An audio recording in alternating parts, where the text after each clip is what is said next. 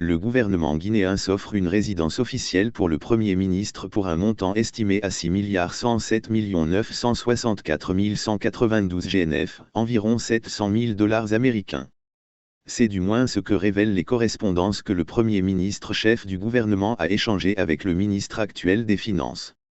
Dans une lettre adressée à l'argentier de l'État en date du 1er décembre 2022, le Premier ministre Dr Bernard Goumou écrit « Dans le cadre de l'exécution du marché relatif aux travaux de rénovation, d'aménagement et d'équipement de la résidence de Monsieur le Premier ministre, la primature sollicite une dérogation pour passer un marché de gré à gré conformément aux dispositions de l'article 38 du Code des marchés publics et alinéa 4 de l'article 11 de la loi L-020-2012-CNT du 11 octobre 2012.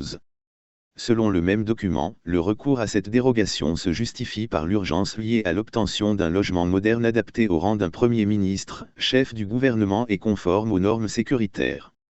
Dans la réponse à lui attribuée, en date du 7 décembre, Moussa Cissé, alors ministre de l'Économie, des Finances et du Plan déclare au regard des arguments avancés, la présente demande est éligible aux dispositions de la loi L-020-CNT-2012, fixant les conditions pour passer un marché en entente directe. Impossible pour nous de vérifier les informations auprès du PM ou du ministre des Finances.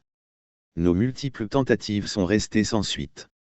Néanmoins, une source proche de la haute administration qui a requis l'anonymat dédramatise le sujet. D'abord, c'est un dossier qui daterait des années 2016 à 2017, donc, bien avant Mamadi et son gouvernement, confie notre interlocuteur. Ajoutant que le CNRD a pris le dossier sous BA, avec le même entrepreneur. Au moment où Bernard a été nommé, les travaux étaient à 50%.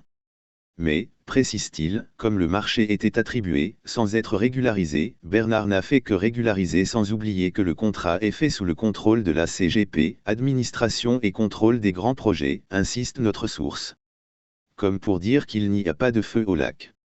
Sauf que pendant que le délai imparti à l'exécution des travaux est de 3 mois, près de 10 mois après, le Premier ministre habite toujours son domicile privé dans la banlieue nord de Conakry.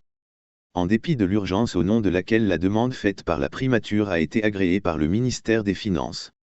Même si, nos sources croient savoir que les travaux seraient déjà finis et que la résidence qui jouxterait l'ambassade des États-Unis à Conakry serait un joyau.